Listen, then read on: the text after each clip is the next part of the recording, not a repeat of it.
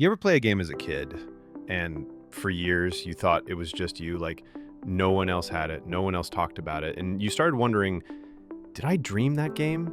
Well, guess what? You weren't alone. These are 7 PS1 games we all swore we discovered on our own, but actually we were all in the same boat. Same disc, same trauma, same childhood. You remember this game, right? The one with the skeleton knight? Yeah. Sir Daniel Fortescue. You probably thought no one else played this, just you, stuck in that graveyard with clunky camera angles and those freaky-ass scarecrows. But guess what? We were all there, swinging that sword like maniacs, pretending we knew what we were doing. Medieval wasn't just a game. It was janky, spooky, and perfect. And no, you weren't the only one. Pepsiman. You didn't download it. You didn't ask for it. It just appeared on your cousin's pirated CD.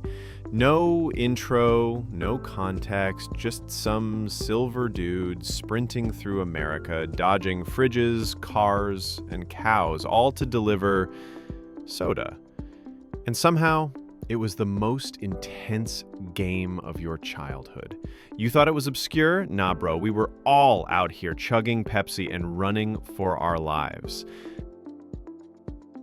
Digimon World 3, aka the game that looked like an epic RPG, but played like a patient simulator. You picked your team, didn't know what you were doing, but Agumon looked cool, so whatever. The battles were slow, the grinding was painful, the map confusing as hell, and yet you played it for 80 hours and never finished it. You thought no one else went through that struggle? No, we all got lost in Asuka City. You were not alone. Gex, enter the gecko. A sunglasses-wearing lizard jumping through TV channels like some kind of reptile Deadpool. He made weird movie references every 3 seconds. We didn't get any of them, but we felt smart, just for laughing. Platforming? Sus. Camera? Out of control. But hey, the levels looked cool, and we were 9 years old with no standards.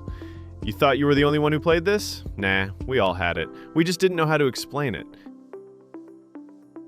Threads of Fate. One of the first games that asked you to choose between two stories, the serious girl on a mission or the goofy dude with zero plan.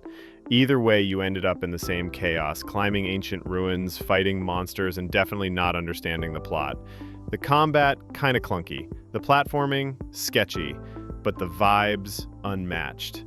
You thought this game was your little secret?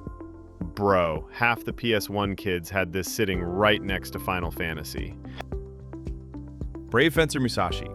A tiny samurai with big hair and even bigger attitude. You were supposed to save the kingdom, but ended up sleeping in random inns just to level up. The platforming was janky, the puzzles made no sense, but man, Musashi had style. You felt like a legend every time you unsheathed that sword. Thought no one else played this? Bro, we were all stuck on that damn spiderweb. Legend of Legaia. Turn-based battles, but you had to input your combos manually like a fighting game. Up, left, down, hope it works. No guides, just vibes. The world was dark, the music hit deep, and the first time you summoned meta felt like unlocking God mode. You thought you were the only one who played this? Nope. We were all in that arena, grinding like our lives depended on it. Thanks for watching, Legends. If this ate your childhood memories, drop a like, hit subscribe, and I'll see you in the next one. Peace out.